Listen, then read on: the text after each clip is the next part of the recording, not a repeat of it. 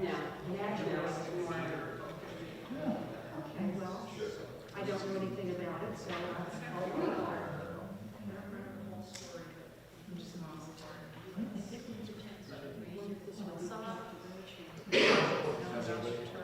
I know to go look at it, because I remember turkeys were larger.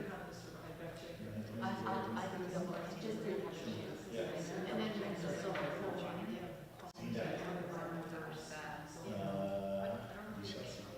I wouldn't know. Well, you know, and I don't know if it's frozen or not, but we had. Yeah. I haven't read much of it. I'm reading something turkey, Kentucky turkey. Okay, it's 7 o'clock.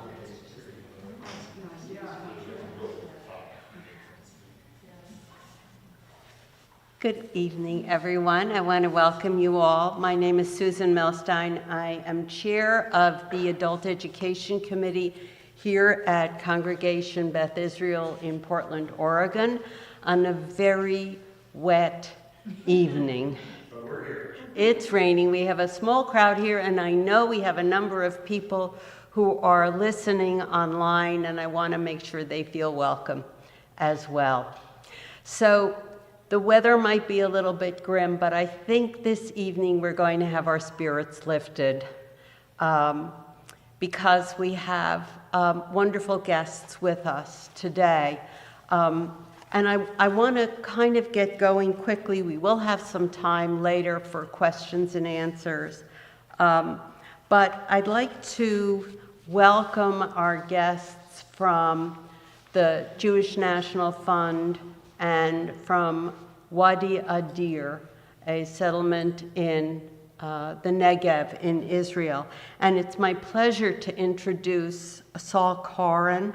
He's the director of the Jewish National Fund USA in the Pacific Northwest, in this very wet area of the country right now. His grandfather was a pioneer who helped open kibbutz Ein HaShofet. Did I say that right? Close enough, okay. In pre-Israel Palestine.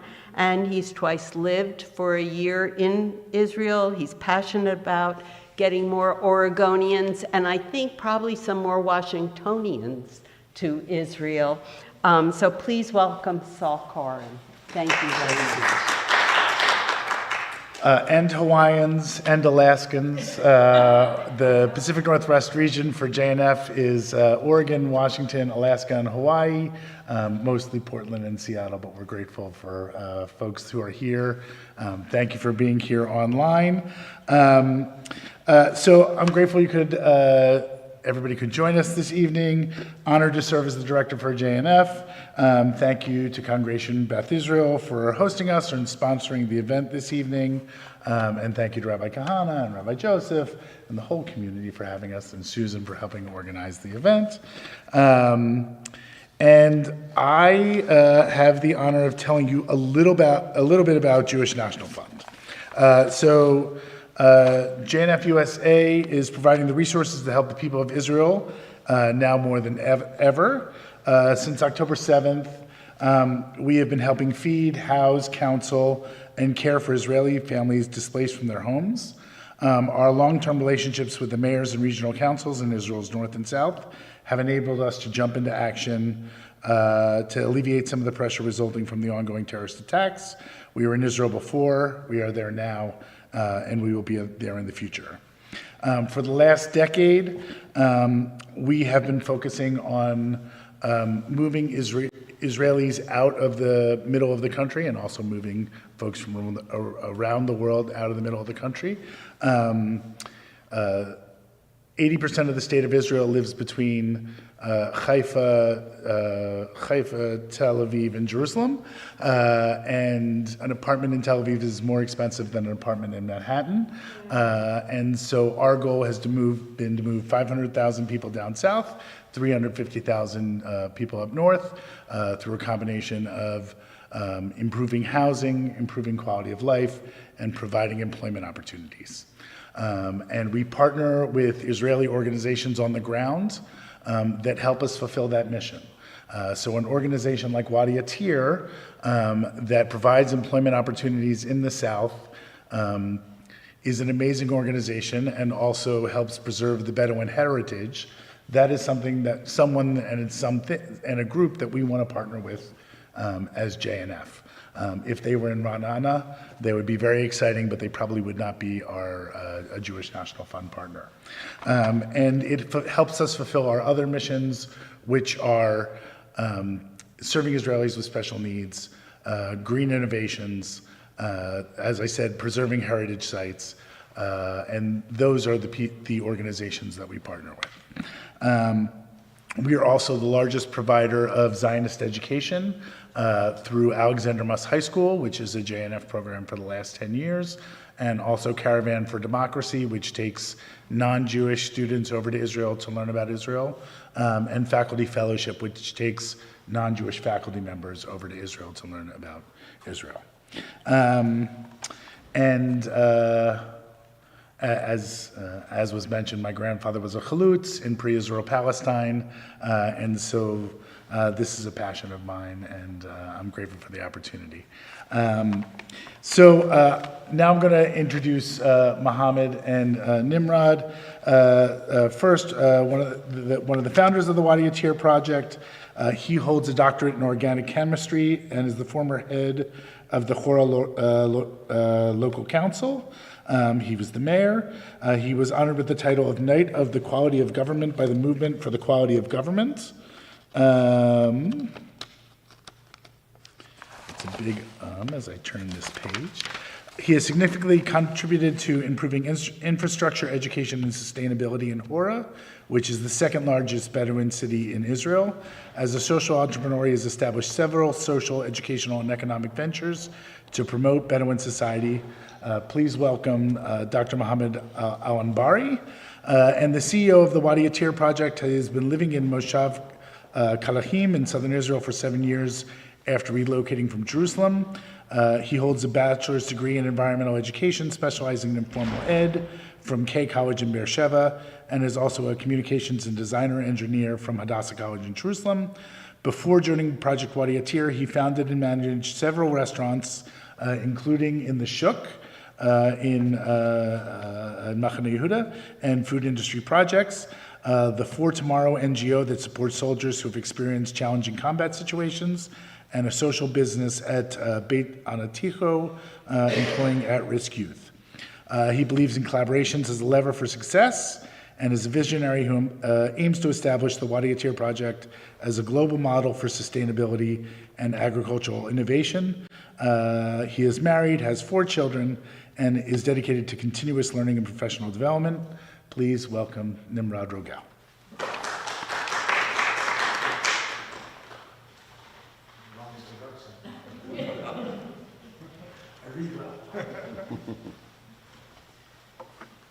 Okay, first of all, thank you for the opportunity to be here. As mentioned, I am Mohammed Al-Anbari. I am a Bedouin, grew up in the Negev desert. Even I grew up in a tent. And I want to talk some background about the Bedouin community, and then we'll move it to a project Wadi Attir. The Bedouin in the Negev, it's not a small group. The Bedouin in the Negev, about 40% of the Negev population, more than 1/3 of the Negev population. And this group sitting in the, near the metropolitan city, in a radius maximum 15 miles. And this is a mass of people sitting in the Negev in one place. 350,000 people living in the Bedouin community. And we have many challenges. The title, we are keeping the extremely Israeli details from the negative aspects. The highest, the lowest, we are keeping in the Bedouin community. We are ranking in the socioeconomic 1 from 10. Only the 9 municipalities of the Bedouin community and another 2 municipalities from the Orthodox Haredim. Poverty for the kids, over 60% of the kids under the poverty line in the Bedouin community. And we stuck in many challenges as a Bedouin because Bedouin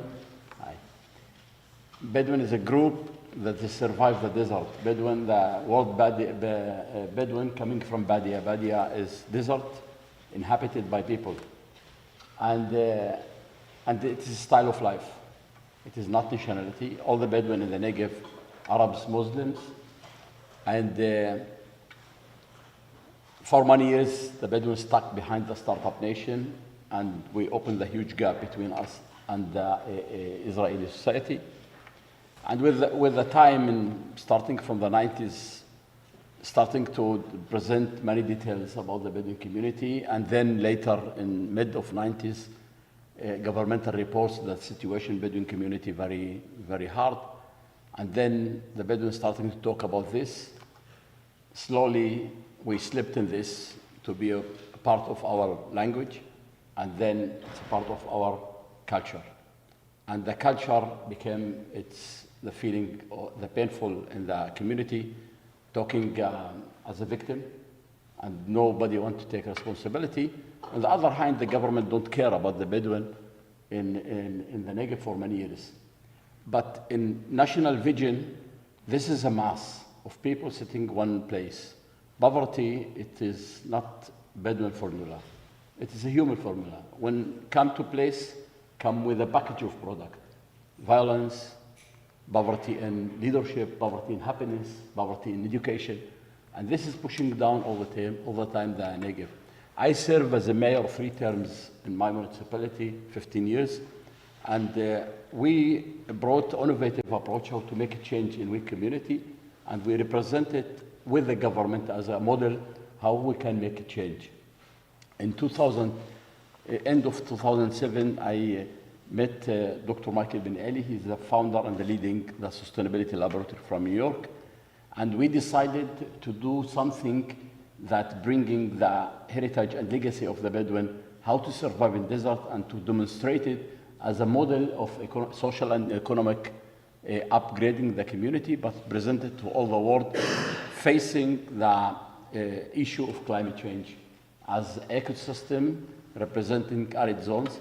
And the lab in the sustainability lab presenting a model in different ecozones. They have in Costa Rica a model in tropic area. They have in La Palma in Canary Islands, in islands, in Bhutan, in Alpine area, and we are representing the desert area in the world. For us as a Bedouin to do something that Bedouin all the time consumers of skills and inventions and product of others. But in this case, we are exporting and we're supplying an experience with leveraging with innovative and clean technologies to showcase small microcosmos in one area.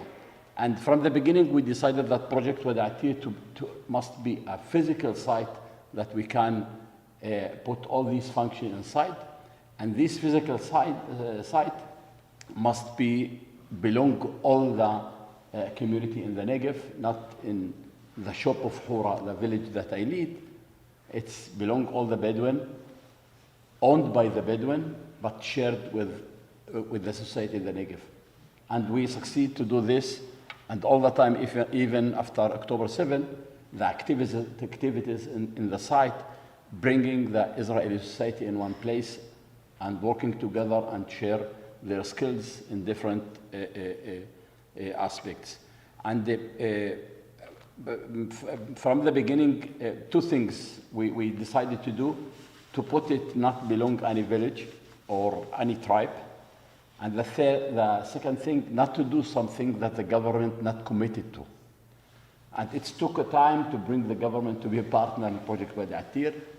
And this is the connection that Russell Robinson, the CEO of JNF, make for me with the Minister of Sylvan Shalom, was he the Minister of Negev Galil Development, and they agreed to bring the full commitment of the government to this project, because we want the title, it is a national project, it is not something NGO in the desert and belong to the Bedouin only.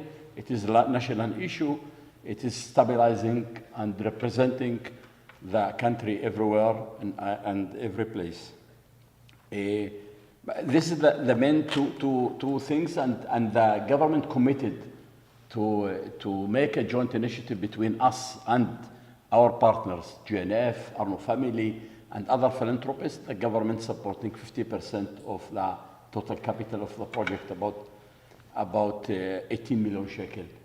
The government and we recruit the rest of the costs from philanthropy.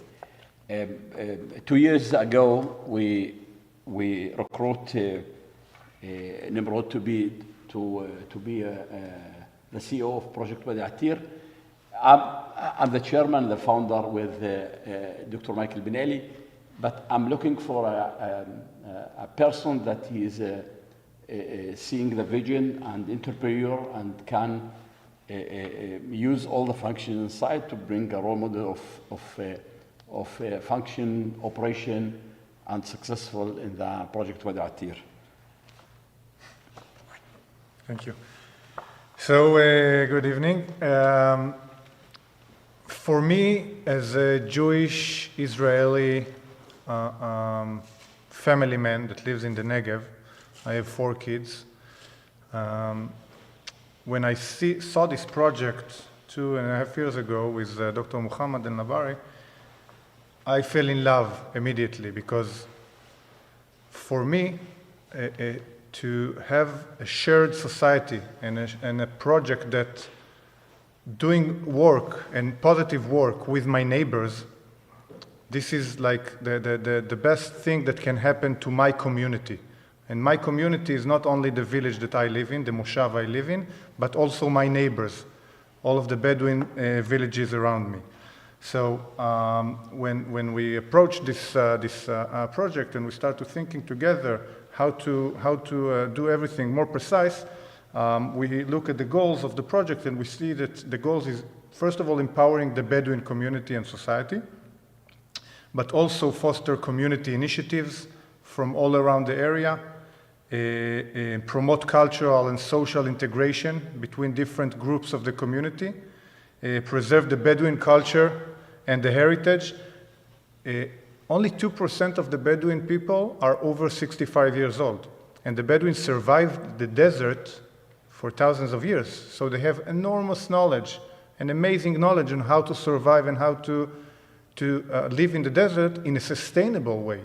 When they were nomadic, the Bedouin, when they left one area to another, it was the same as they came, you know? Nothing was there. And today it's filled with trash, it's filled with plastic, because of the very, very rapid modernization. So we try to take all of this knowledge that's just getting lost, because it's a very young population, community, and we try to maintain it again, try to write it down, try to bring it to the young kids. We have in our project a school, an agricultural school for environment and sustainability. Every day around 200 kids from all around the ages, from 1st grade to 12th grade, coming to this environmental school and learn about sustainability values and about science and growing vegetables in the desert and so forth. This is the project, around 100 acres of land in the middle of the desert, so it's not in Hura or it's not in any other village. It's 100 acres in the middle of the desert. Who was there? Yeah, 6 months ago, we had a volunteer mission from the JNF, and the volunteers help us milking, help us in the vegetables, in the medicinal plants area. So we have few departments, and every department is based on a different value or a different aspect of the Bedouin heritage. So we have a medicinal plants area, plot. We have a medicinal healer, a Bedouin medicinal plants healer, around 72 years old, and he knows everything about medicinal plants in the desert. from only in his head, you know. He's nothing, he never learned it. And he went with Muhammad 10 years ago on a jeep, and he took him to this specific valley in the Arava to bring the specific seed, and he brought like 1,000 seeds, and he took it back home, and he cultivated it, and now we have 26 different medicinal plants from the desert that we grow. Some of them, we are the only one in Israel and in the world, I guess, that grow these medicinal plants from the desert. So Ali El Hawashla, the healer, he's doing different kind of spices, different kind of mixes for teas, essential oils, soaps, shampoos, cosmetics. People from all around Israel actually coming to him with diseases, with even cancer. I know people coming to him, I have cancer, I need 1, 2, 3, and he's making this for them.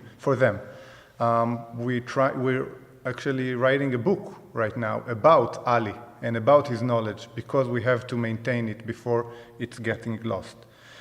We have a dairy, so 50% of the herd in Israel, sheep and goats, are owned by the Bedouin in the Negev. And the Bedouin used to be a vegetarian 100 years ago. Only ate like 2 times a year meat in the big holidays, in the 2 big Muslim holidays. Today, very deep in junk food, very deep in bad food. And we're trying to take the sheep and goats and do all of the different functions from this animal. So we're doing compost from the waste. We're doing dairy. We have a dairy farm. We have a dairy planet that we do a lot of different cheese of the Bedouin, like a specific cheese. We do compost. We sell them to meat. We do from the wool. We do wool workshops as well. So all of the different things. We have a vegetable plot, edible forest. We have the agricultural school, the visitor center, which do workshops and bring people together from all around the world to this amazing place, and so forth. So basically the impact of the social impact and the coexistent, we're doing community events. We're doing, just 2 weeks ago, we had an olive picking event. This is the second olive picking event that we're doing. After October 7th last year, I called Muhammad and I told him, what should we do? It's a war out there. No one will come to the project, and we have to pick the olives. It's October. October is the time that you pick the olives, and the trees are full of olives. And if we want to pick them in the next few weeks, it will all fall down and be ruined. So we decided together to do an event. We called it the Harvest of Hope.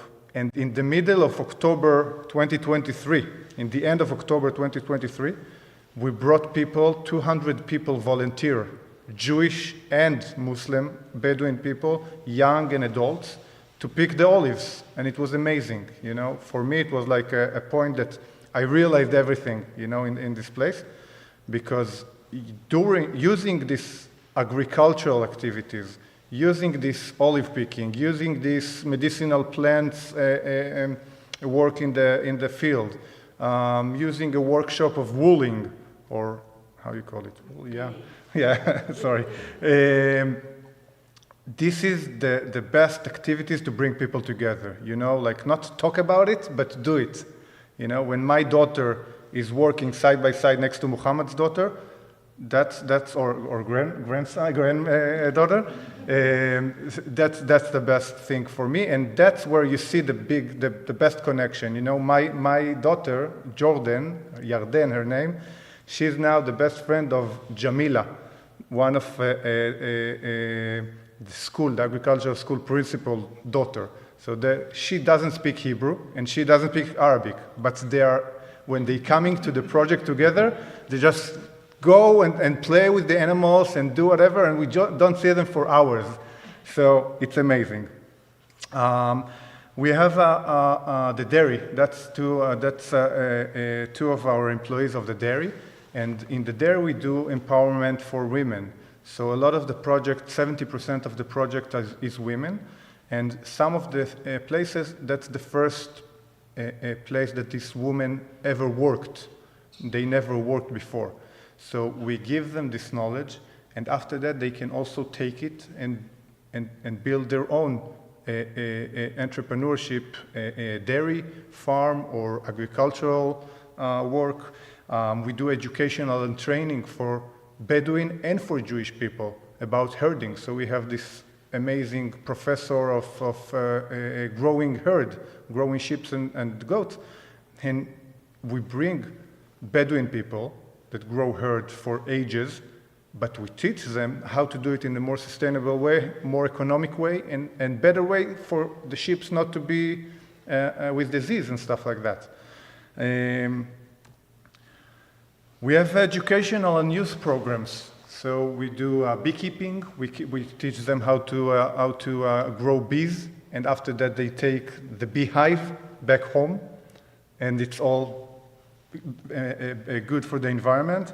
We teach them how to wool. We do artworks classes. We do even Pilates sessions for women, for the Bedouin women, which is it sounds like normal, but it's very, very different for the Bedouin community that is very, very close in their own village and community. Sustainability and environmental stewardship. So we just actually started this project, this amazing collab with a startup company called Age2All. And this is only one small sample of something that we're doing. And this white thing, it's water from air machine. It's like a container that produces water out of the air, out of the humidity in the air, in arid zones. So in the desert, it produces around 1,500 liters a day. I'm not sure how much is it in gallon, but a lot of water that can produce water to a whole village. And now they do, they try to do it with solar panels, so it will be standalone totally. And that's us as a farm that try to be a model for desert living, a life in the desert.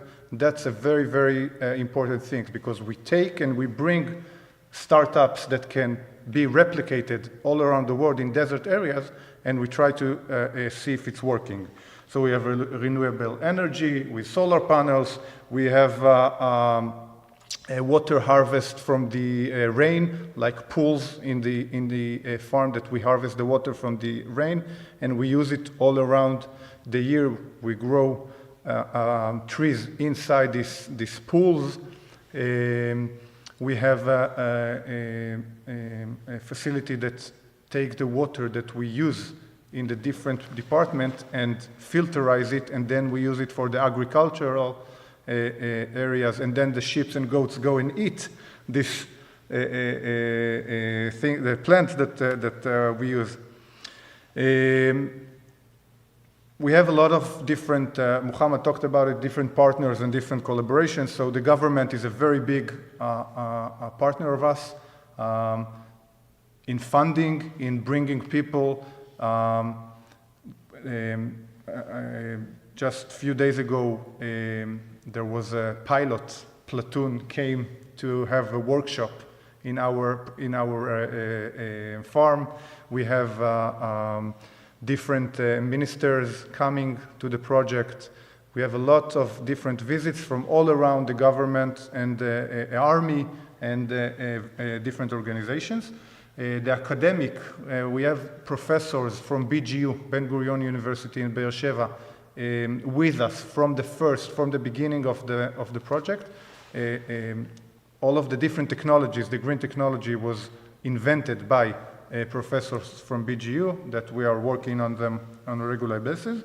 The JNF is a very, very big partner of us, and help us funding this project and help us reaching, all over the world. And a lot of Arabs and Jewish collaboration with different communities. We are deeply connected to the community. It's very important to us to be connected to the local community. And when I say local community, I mean both all of the Arab villages around us, the Bedouin villages around us, but also the Jewish just around the street, across the street. Just some photos of this is the olive picking I told you about. Amazing. After that, we did an olive curing workshop, to do like pickled olives, like cured olives. We were doing art-based projects for kids and adults. We had these murals all around the fence and people coming and painting. That's our cheese, our labane. So what are we here for? 3 things. First of all, for you to support our vision, and we are very, very happy for you to come over, to spread the word, to be part of the change, to think together about collaborations, about partnerships, about things that we can do to make this project bigger. And that's it. Thank you very much for your time, I think. So yeah, we'll be happy to answer any of your questions. Okay, I think this is on now. For the benefit of people who are listening or viewing from the comfort of their dry homes, we'd like to ask you to keep the questions brief, and we will repeat them also. I know when I have listened from home, sometimes it's very hard, even with a microphone, to hear the questions from the audience. So, any questions? Go ahead. Yeah, I'll just say you have all the information over here, so please, you can take a picture, you can be in touch with us, you can follow us on Instagram and Facebook. I have to say it all the time. They told me to say it. Yeah. Oh, okay. Please. First of all, thank you. This was marvelous. Just marvelous and heartwarming. I wanted to ask you to mention about some of the pollution that in this part of the desert. I'm wondering what kind of plan you mentioned plastics. I'm wondering how you're dealing with plastic pollution out here and other pollutants, particularly plastic. Just to repeat the question. Okay, so the question is, with the pollution that was mentioned in the desert, how are you dealing with that? Do you have projects to address that, especially the plastics, which we know are so long-lasting? I must say that in principle, the Bedouin community, the first in the world recycling, because in past, everything that we are looking today that is a waste, we're using as a kind of resources for other things. The waste of the animals, we use it as for fire that time. Today, it's with the technology, we can use it with biogas. The principle, the mixed technology in the project to be the project near zero emission, and there is no waste going out or waste coming in. That if we have a waste of the animals, we use it for compost and biogas. And we try not to use all the plastics because we are role model to demonstrate how we can live with friendly with the environment. In past, the Bedouin talk with the environment. With moving from Bedouinism to urbanism, we today damaging all the area because the modernization gave us to use all the plastics and junk food and other things. And this is a site to demonstrate how we can talk with the environment. And it is one of the principles. Nimrod, when he came to the project, he said, we cannot use cans of plastic. And then he shifted all the project to this place.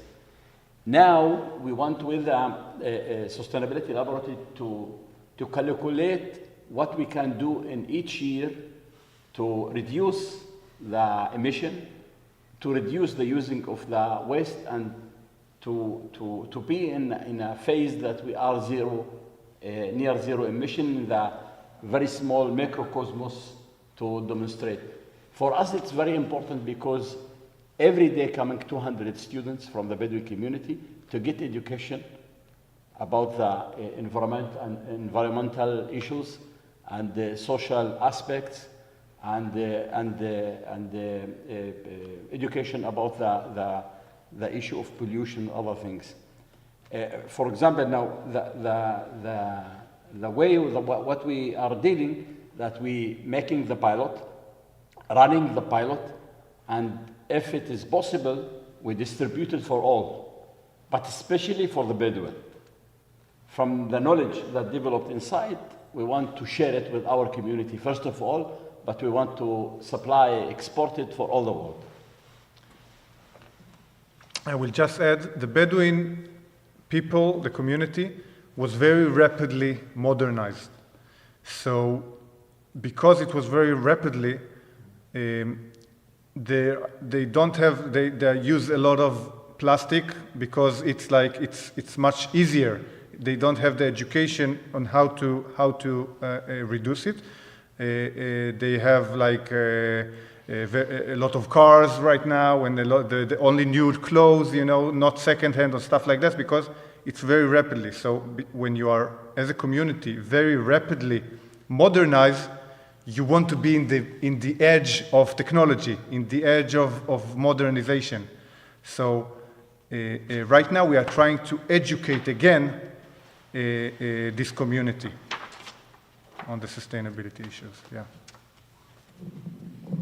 So to prevent it from being owned by a certain tribe or a certain community, is there a intentional avoidance of having housing as part of the project?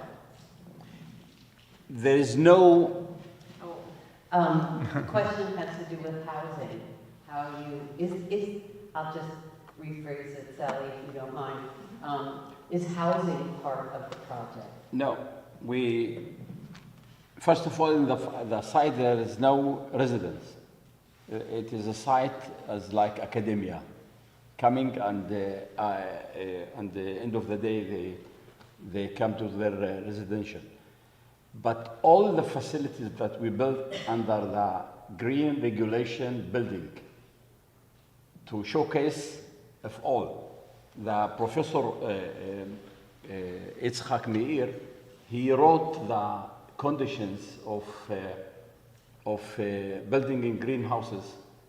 He make all the permissions of our site to how to build right in the desert under regulation of greenhouses. And this is for us to demonstrate every step, behavior, physical site, dealing with issues like pollution or other things, using the water, wetland, and collecting the ravine water in limans like the Nabatic in past, and using smart all these resources, because it is a kind of to demonstrate to others the right way to live in this cosmos. You mentioned, I'm very interested in this sustainable technology, and you mentioned solar energy. Are you using solar cookers at all to eliminate the use of like natural gas or wood or some other method? Our purpose. Sorry. The question is I think really how extensively are you using solar energy also to avoid having to use natural gas or oil or. other fuels? This is a good question because we have, in Bedouin community, we have 100,000 from the 350 sitting in unrecognized villages. That means they don't have accessibility to the infrastructures, no running water, electricity. And I said all the time, I'm a chemist, and I'm looking for the Bedouin, how they survive the desert. They put R&D unit, research and development unit, not from privilege, from survive.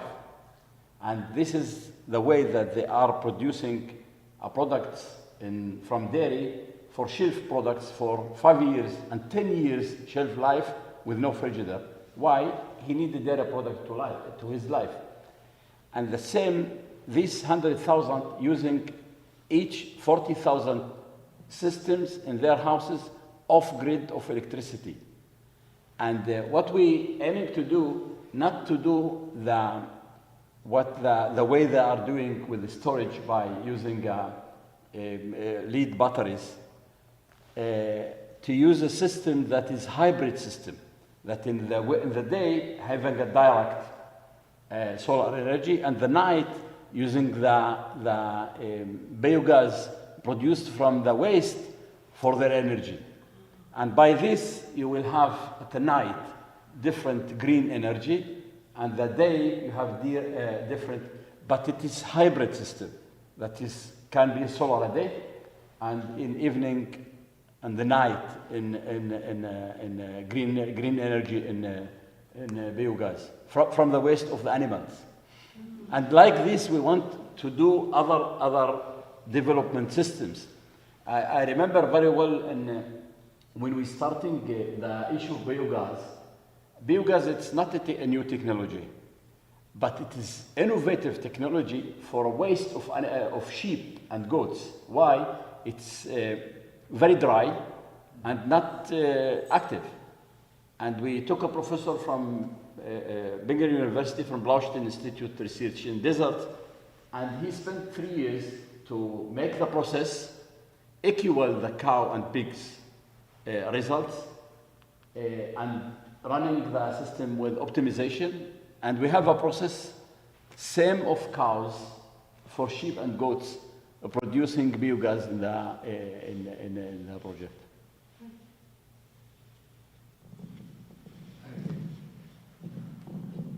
Thank you so much for being here.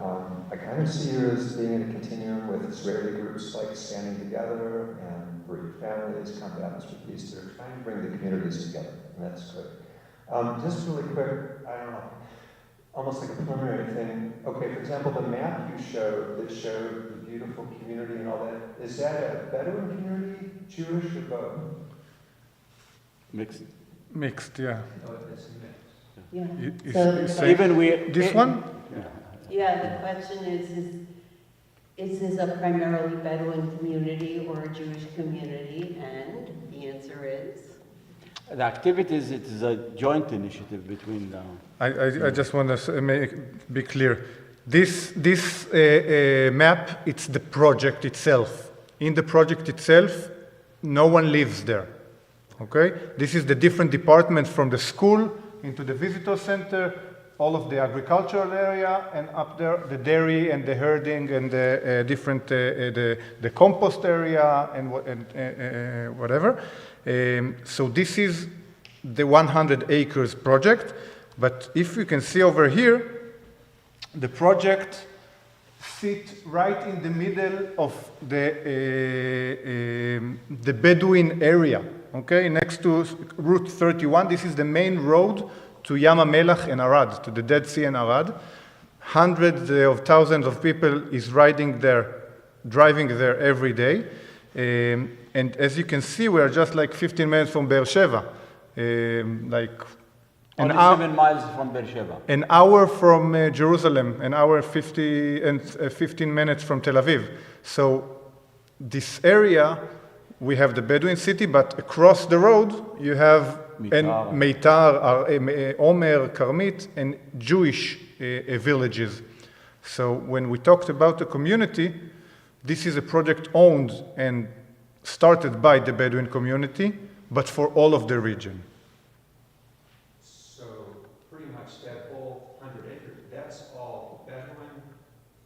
control projects, whether they are community owned? No, it's an NGO, non-governmental organization owned by this NGO, because we get money from philanthropy, and we get money from the government, and you own it for a civil society And who NGO. controls the NGO?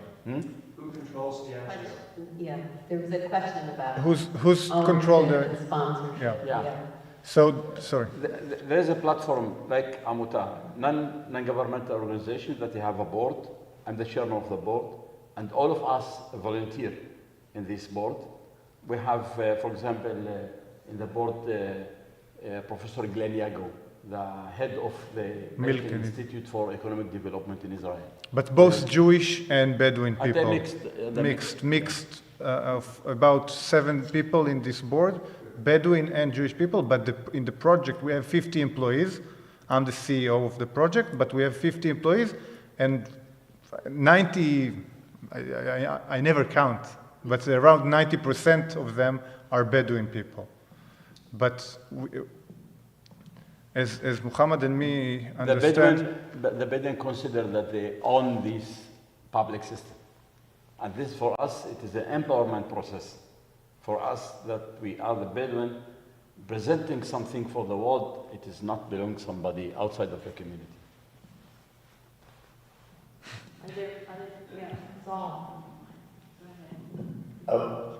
What would you like to do in the next 5 years for the project? So the So- question is, what's the vision for the Yeah. next 5 years? So you see the yellow thing over there? That's the future plans for us. We're right now working on a camping site, glamping site. It's still very, very young in our dreams, but we want to do an accommodation site that will be an engine to all of the area around us, because we understand that when people will come for a weekend or for a night there, they will also go to the village next to us, to the market, and we will also go for a camel ride or a horseback riding, or to the market or to the restaurant, and it will be an economic engine for development for all of the area. So we are working right now on the development of this accommodation site. We also wants to enhance our community workshops and activities. On February this year, we planted an edible forest in a memory of the Bedouin soldiers and civilians that got murdered in the war. So also we had this amazing activity with 500 people came volunteering, planted trees, edible trees from figs to pomegranates and so forth. And we want to plant 1,000 trees more. So this is going to happen, I hope, in next February.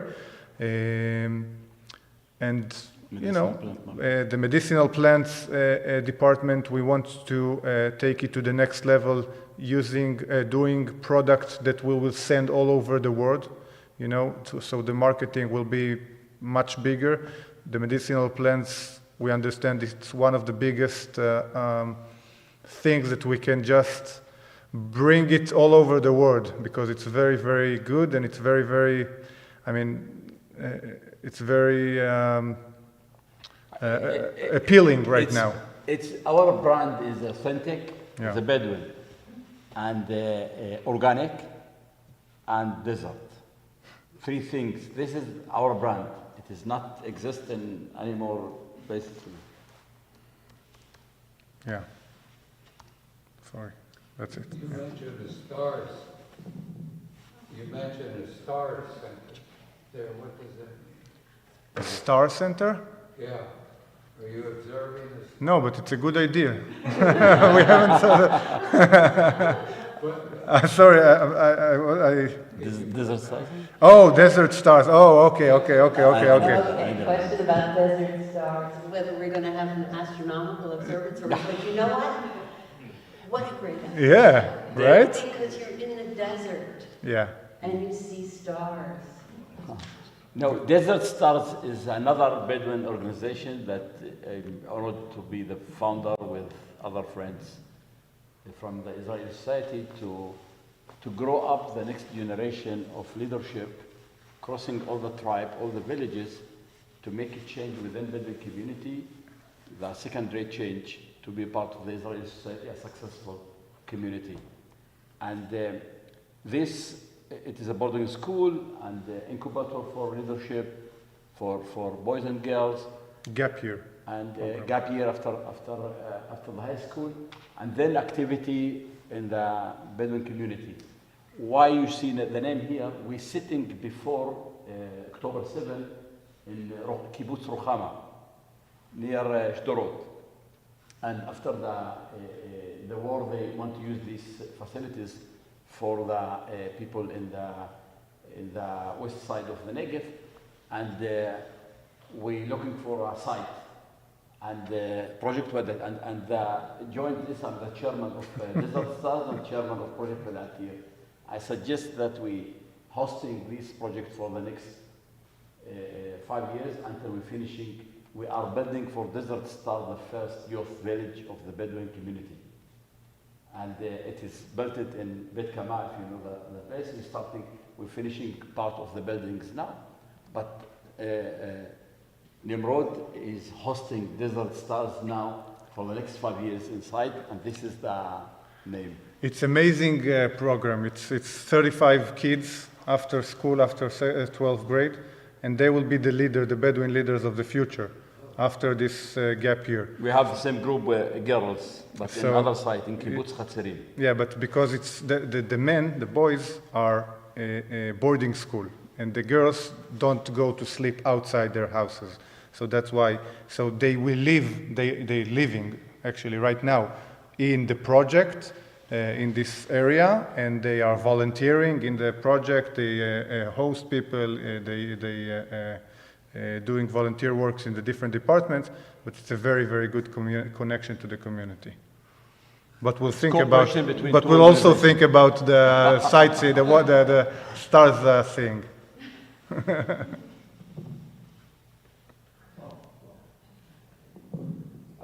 One very quick, the other nuance, the very quick one is, have you thought about, in a sense, maybe going one step further and following the example of the hand-in-hand schools, where the kids go to school together all day and they all learn Hebrew and Arabic? Okay. The second question is, how can I be concise? And believe me, I think there is no scolding or what in any of this. I love you that you put this on, whatever. It's well known, for example, that the Jewish National Fund is deeply sewn in the fabric of the history of Israel and Zionism and Jewish control of the land and all that. I'm not scolding anybody, okay? How can I put it? We also see things like dispossession in various ways. We've seen destruction of Bedouin communities, right? Bulldozing. I'm sure, of course, there's a hope that this will lead to change in that, and improvement. Are you seeing any evidence or whatever, that this kind of cooperation and respect for the non-Jewish communities can be sewn into the institutional fabric of Israeli society as time goes forward? That's a tough question. Yeah. אם אתה רואה שהשיתוף פעולה בין היהודים והערבים יכול גם לקחת לרמה גבוהה יותר של ה-government, של המדינה. I think it's really about how do we embed this whole model into the whole society. I think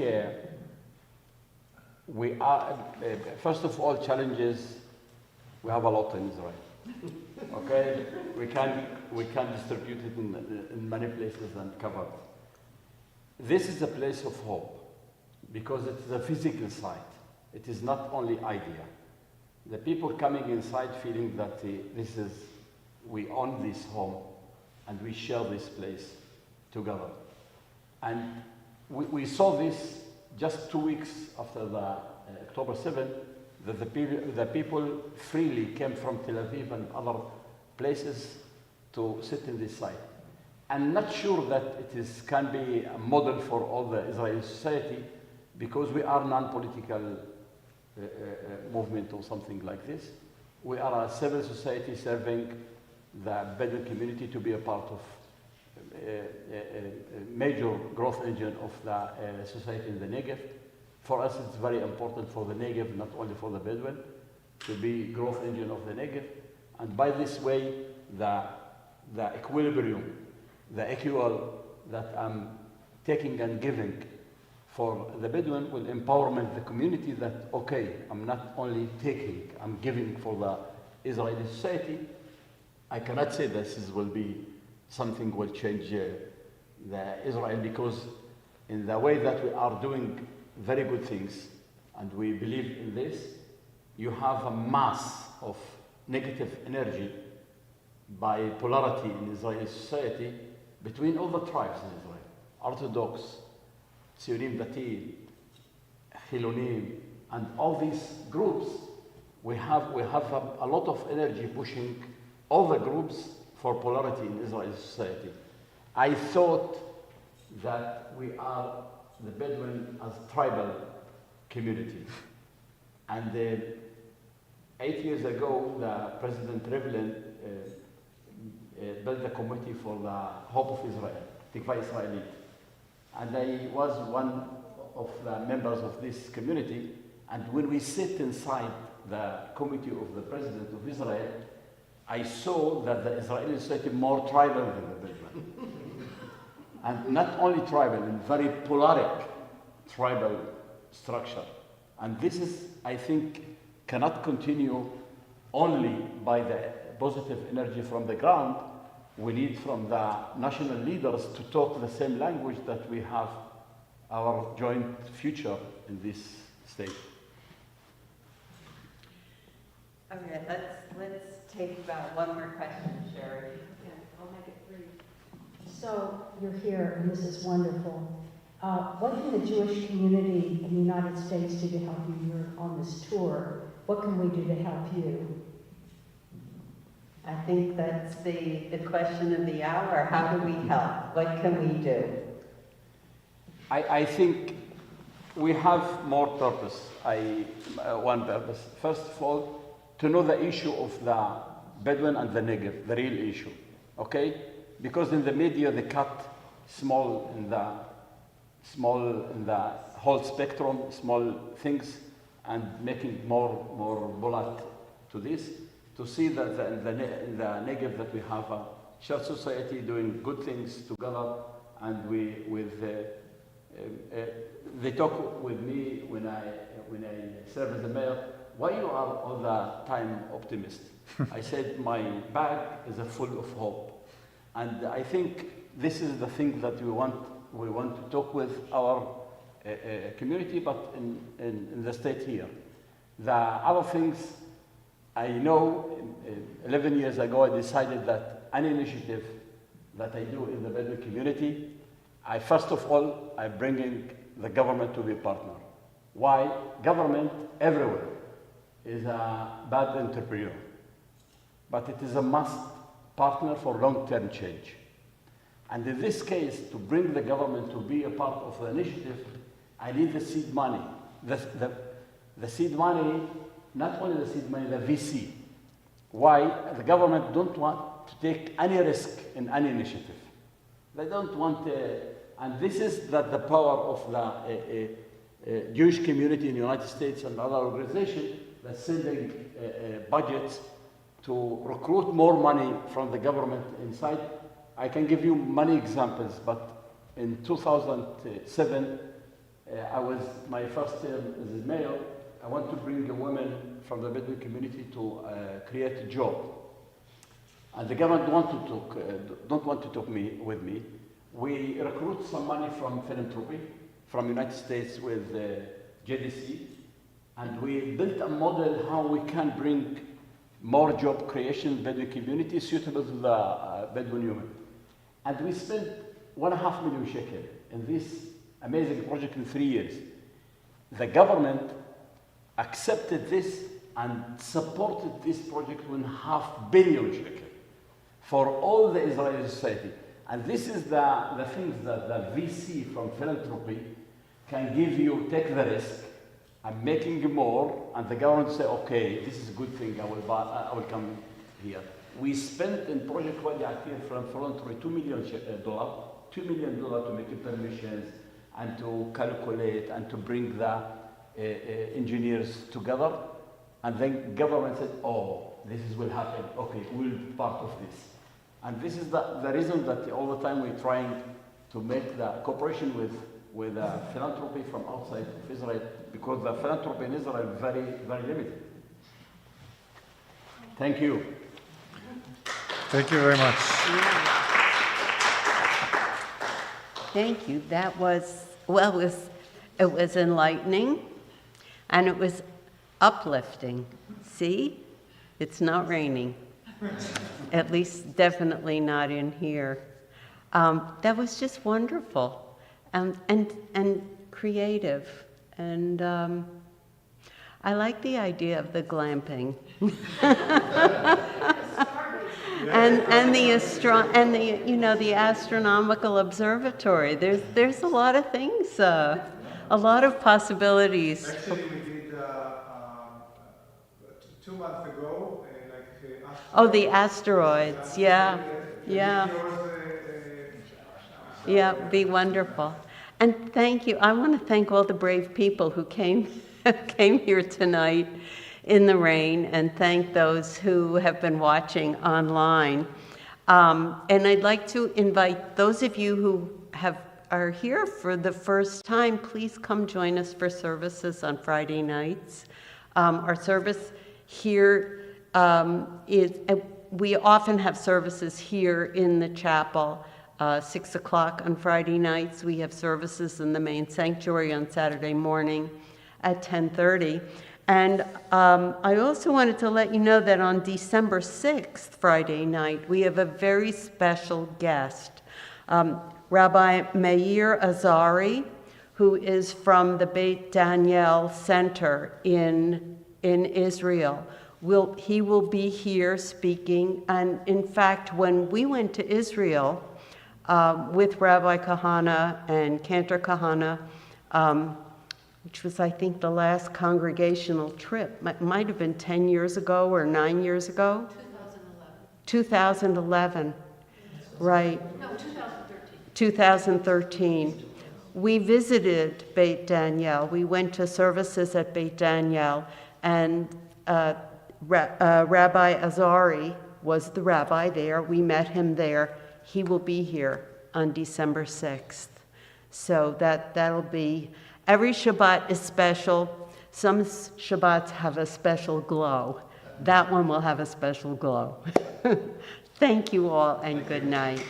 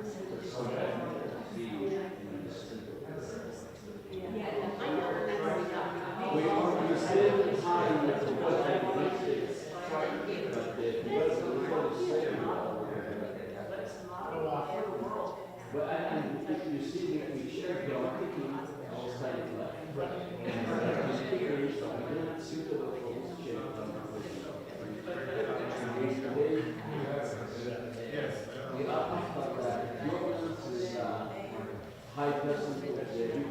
And the first high obesity for young people. This is the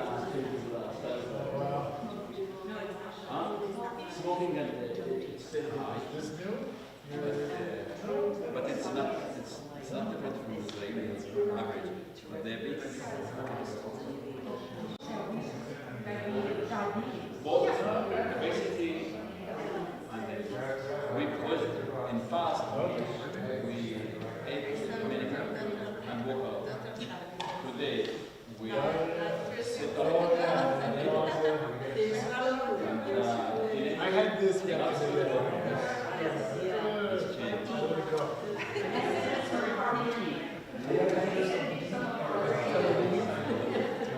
Did it too high? You did, like way up here on my ears. Thank you. My mother was at a presentation last night. Did you have a lot of questions? Yes, it was very nice.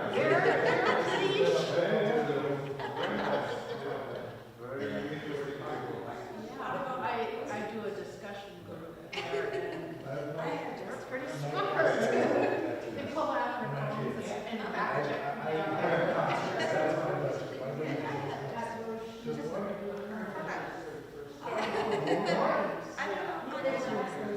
Yeah, they're good. I know they were, and I bet they were. They're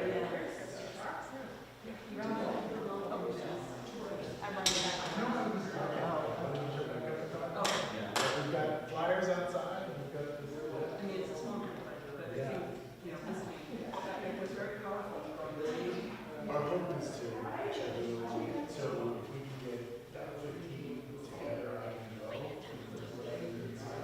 So I was the only person from Washington or Oregon. I bet. Yeah. And you were too. Everybody else was on the East Coast or, I think the farthest west, there's some communities that got from Arizona, like Scottsdale, and then everybody in Florida. So, where are the envelopes for the donation? I have some, and there's some over on the table. So the JNF trips have been going, they're now booked out through like May or June. Meanwhile, from the beginning, we started. Yes. You know, the open wall, the electronic media, my kids cannot take from me. The age difference. We go to the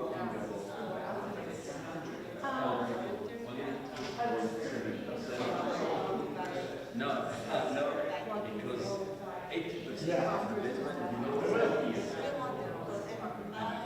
Below 30 is flexible and open for change.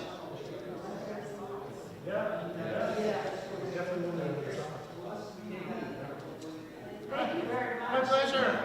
Thanks. Oh, good. It was lovely. It was lovely. We sat in a circle and chatted, and they were very excited. They haven't had a visitor from JNF or somebody from Israel for a long time. And I believe that. Oh, God. I remember very well when we moved from, I'm I sure. grew up in a tent, like a bench. Because I moved very fast. My father don't let you move fast. He said, okay, take me to the house, but please bring the tent near this. I want to say that Push, right, sure. yeah, but it is, I think, regular in every community. But if you have a brilliant community with median age 17, It could this be. will happen. This It certainly could. I mean, it happens in 5 years. because I've recently learned my cousin's wife's mother, so you know, is the conservative movement representative on the World Zionist organization.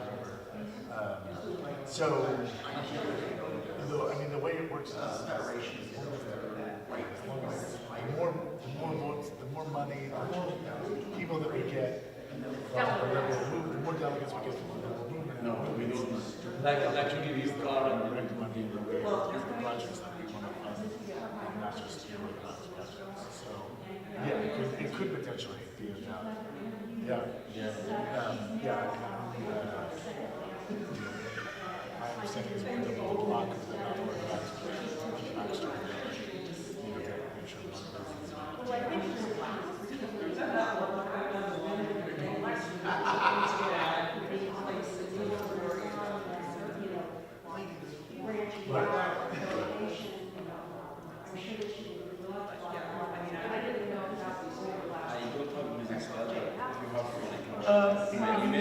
Yes and no. I mean, it's not. We're funding, we do have KKL seats on the organizations because it's like a mixture. There's not the Israelis, there's KKL, there's the movements. So, I don't know if percent numbers, but it's good to promote. And I'm happy to, talk about it, tell people to vote and make sure that there's representation for what they want. Yeah. You should have recommended that people go on the trail. I know. She's giving me the sales pitch for you. Good. Excellent. You should go. How was your trip in the summer? Because I didn't. Was it difficult? Because I looked to see you. Good to see you. I mean, I went in the summer. That place, Wadi Attir, was pretty warm. I would imagine. Tel Aviv is the most sweaty place I've ever been in my life. It is so weird. Actually, my last day there, I went to the Jewish ship with one of my neighbors. Put on a shirt, went out for a walk, went down the beach, came back, changed the shirt again, and it's like a full shirt day. So you're telling me pack a lot of shirts? If you go in the summer, definitely pack shirts. But on the other hand, We're talking about picking onions in the desert. It's my dad, when he was growing up in Yuma, Arizona, worked in the summers in melon packing sheds to pay for college. I feel like I'm going to go with generational flashbacks. yeah. I'm ready to do it. Yeah. What about melon packing sheds? Not quite, but a guy who was making money, like, that used to be not. That was back when college tuition was cheap enough, you could work in a melon packing shed all summer and they couldn't go for it.